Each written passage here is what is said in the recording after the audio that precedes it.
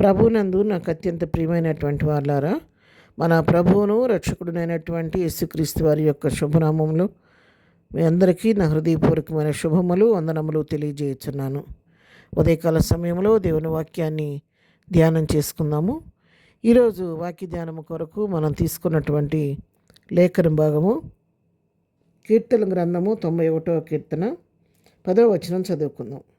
నీకు అపాయమేమీ రాదు, ఏ తెగులును నీ గుడారమును సమీపించదు. ఆమేన్. దేవుని నామమునకు మహిమ కలుగును గాక. ఇక్కడ ఈ వాక్య భాగాన్ని మనం గమనించినట్లయితే దేవుని నమ్ముకున్న వారికి అపాయమేమీ రాదని, మరి గుడారానికి ఏ తెగులు కూడా సమీపించదని చెప్పి దేవుని వాక్యాన్ని మనం చదువుతున్నాం. ఇక్కడ ఈ వాక్య భాగం మొదటి వచనం మనం చదువుకున్నట్లయితే, మహోన్నతుని చాటు నివసించువాడే సర్వశక్తి నీడను విశ్రమించువాడు. ఎవరైతే మహోన్నతులైన దేవుని చాటులో నివసిస్తూ ఉంటారో, సర్వశక్తుల నీడను విశ్రమిస్తూ ఉంటారు. అంటే యెహోవా తమకు దేవుడుగా గల జనులు ధనులని వాక్యం సెలవిచ్చినట్లుగా, యెహోవాను దేవుడిగా కలిగి ఉండి ఆయన చాటును నివసించే వారికి, ఆయన నీడను విశ్రమించే వారికి ఆయన ఏ అపాయం రాకుండా వారిని కాపాడుతూ ఉంటాడనే సత్యాన్ని ఈ వాక్య భాగంలో మనం తెలుసుకుంటూ ఉన్నాం. అంతేకాదు, ఏ తెగులు కూడా వారి గృహానికి, వారి ఇంటి దరిదాపులకు కూడా ఏ తెగులు రాకుండా, ఆ గుడారాన్ని సమీపించకుండా దేవుడు కాపుదల ఇస్తాడని చెప్పి, ఆ గృహముల చుట్టూ, ఆ గుడారాల చుట్టూ దేవుని కాపుదల ఉంటుందని సత్యాన్ని ఇక్కడ వాక్యంలో మనకు తెలియజేస్తూ ఉన్నాడు. దేవుని మన బిడ్డలను ఆయన ఎన్నడూ విడిచిపెట్టే దేవుడు కాదు. ఆయన తన కంటికి రెప్పలాగా మనలను కాపాడే దేవుడు. ఎందుకంటే ఆయన మనం ఆశ్రయంగా చేసుకున్నాము, ఆయన నీడలో మనం విశ్రమిస్తున్నాం కాబట్టి ఆయన కృప మనకు తోడుగా ఉంటుంది. 91వ కీర్తన 3వ వచనం చూస్తే, వేటకాని ఊరిలో నుండి ఆయనని విడిపించును, నాశనకరమైన తెగులు రాకుండా నిన్ను రక్షించును.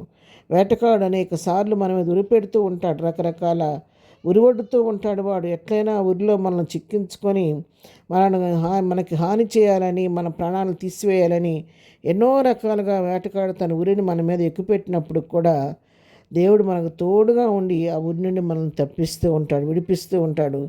నాశనకరమైనటువంటి తెగులు అనేక సార్లు మన సోకాలని ప్రయత్నించినప్పుడు కూడా దాని నుండి దేవుడు మనలను సంరక్షిస్తూ ఉంటాడు.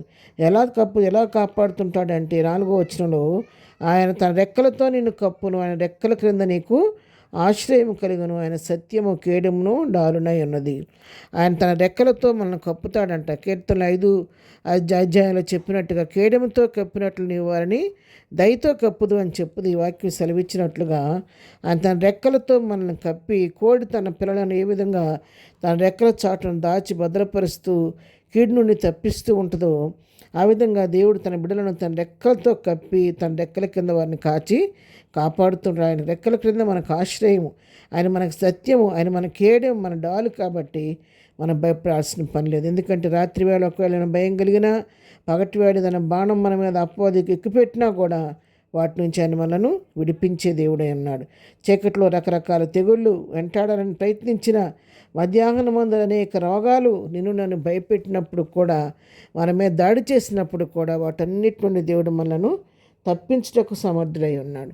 ఎందుకంటే ఆయనను మనం ఆశ్రయదుర్గంగా చేసుకున్నాం కాబట్టి, ఆయన నీడను మనం విశ్రమిస్తున్నాం కాబట్టి మనల్ని ఆ విధంగా కాపాడుతూ ఉంటాడు. ఒకవేళ మన ప్రక్కన 1000 మంది పడినా, కుడి ప్రక్కన 10,000 మంది కూలినా కూడా అపాయం అనేది మనకు రానివ్వకుండా ఆయన కంటికి రెప్పలాగా మనలను కాపాడుతూ ఉంటాడు. ఉదయకాలం ప్రియులారా, దేవుని వాక్యం నీతో నాతో మాట్లాడుతుండగా, మీరు ఎటువంటి పరిస్థితిలో ఉండి ఈ వాక్యం వింటున్నారో, అపాయంలో వింటున్నారో, శోధనలను వింటున్నారో, అనారోగ్యం వింటున్నారో, ఏ పరిస్థితిలో ఉండి వాక్యం వింటున్నారో నాకైతే తెలియదు. కానీ ఉదయకాలం మీరు ఏ పరిస్థితిలోని విన్నప్పుడు కూడా వాక్యం నీతో నాతో మాట్లాడుతుంది. జీవం కలిగిన దేవుడు మనతో ఉన్నాడు, మహోన్నతులైన దేవుడు మనతో ఉన్నాడు. ఆయన రెక్కల చాటు మనం దాగి ఉన్నాము, ఆయన రెక్కల నీడలో మనం దాచిపెడుతున్నాడు. ఆయన మహోన్నతులైన ఆయన దేవుని సన్నిధిలో మనం దాగున్నాం కాబట్టి మనకి ఏ అపాయం మనకు కలగదని, ఏ తెగులు కూడా మన గుడారాన్ని సమీపించదని చెప్పి దేవుని వాక్యం సెలవిస్తుండగా, ఆ విధంగా మనల్ని కాపాడే దేవుడు మనతో ఉండగా, సమస్తమైన చెట్టుకు శక్తి కలిగిన దేవుని వైపు చూస్తూ విశ్వాసముతో దేనికి అదరక బెదరక ధైర్యంతో ముందుకు సాగిపోదాం. ప్రార్థన. ప్రేమ కలిగిన తండ్రి, పరిశుద్ధ, నీ పాదముల కొందనాలు. ఉదయకాలం మాకు ఇచ్చిన మంచి శ్రేష్టమైన వాక్య భాగాన్ని బట్టి నీ కొందనాలు. అవును ప్రభా, నువ్వు మాతో ఉంటే మాకు ఏ అపాయం కలగదు నాయన. నువ్వు మాతో ఉంటే ఏ తెగులు మా గుడారాన్ని సమీపించదు, మా శరీరాన్ని తాకవు నాయన. ప్రభు ఇంతవరకు కాచి కాపాడావు, ఇక ముందు కూడా కాపాడుతూ నమ్ముతూ విశ్వసిస్తున్నావు తండ్రి. నీకు స్తోత్రాలు.